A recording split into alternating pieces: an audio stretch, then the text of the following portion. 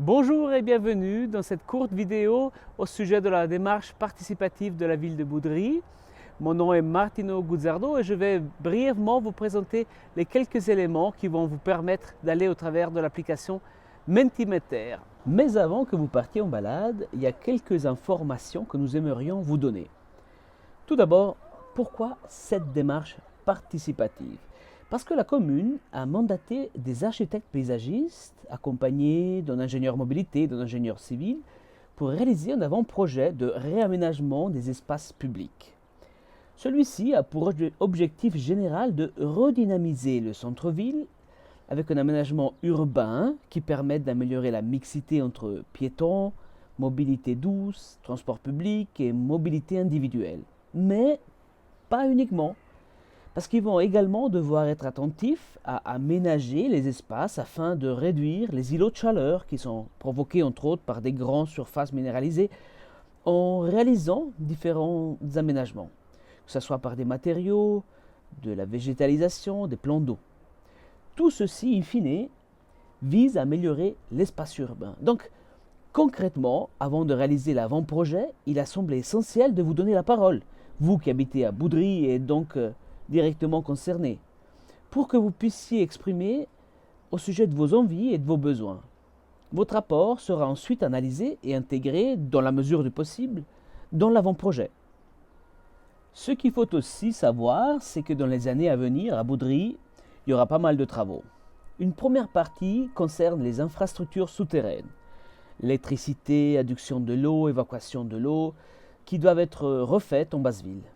Ceci se fera en 3 phases que vous voyez à l'écran. La première en vert, Pré-Landry et le haut de Oscar Huguenin jusqu'à la route de la gare.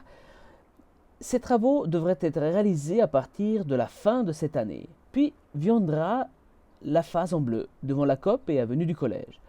Concrètement, la route sera ouverte, tout sera remplacé en sous-sol, peut-être même que des conduites d'un chauffage à distance seront posées, puis on rebouche. Ça laisse donc la possibilité de revoir ce qu'il y a en surface et de ne pas refaire exactement l'identique. Ensuite, la deuxième partie des travaux concerne le terminus tram et bus qui doit être mis aux normes pour respecter la loi fédérale sur l'élimination des inégalités frappant les personnes en situation de handicap, qu'on appelle plus communément la LHAND. Transen travaille sur un avant-projet qui prévoit une rehausse des quais existants, un projet à 2026, et la commune étudie une relocalisation du terminus sous le viaduc, qui libérerait potentiellement une partie de la place du tram pour la rendre à la population. C'est donc le moment idéal pour imaginer ce qu'on pourrait faire sur cette place. Enfin, il y aura également des travaux qui concernent la mise en œuvre du plan spécial Îlot de la Poste.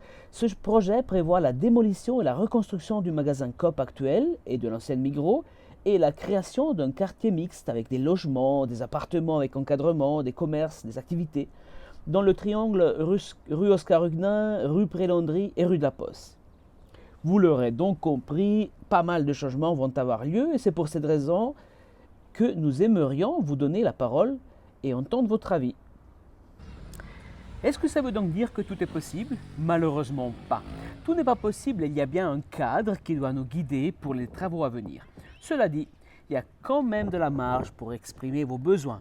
Mais, afin d'éviter les frustrations, il est donc important que vous compreniez quelques éléments que nous allons retenir pour guider les changements. Au centre-ville, nous visons à réduire la vitesse du trafic et augmenter la mixité des utilisateurs. Et une zone 20 sera peut-être mise en place. Ces zones permettent de bien faire cohabiter la mobilité douce, donc le piéton, le vélo, et le trafic motorisé. Nous visons également à augmenter la végétalisation là où c'est techniquement possible.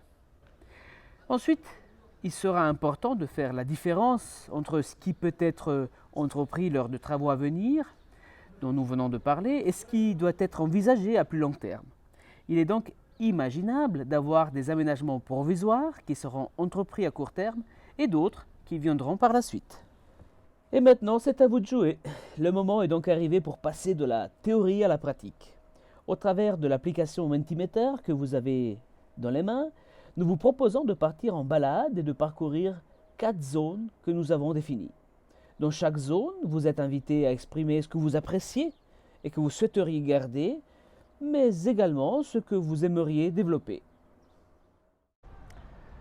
Et après ces belles paroles, il est temps de partir en balade. Mentimeter va vous conduire dans les 4 zones que nous avons retenues.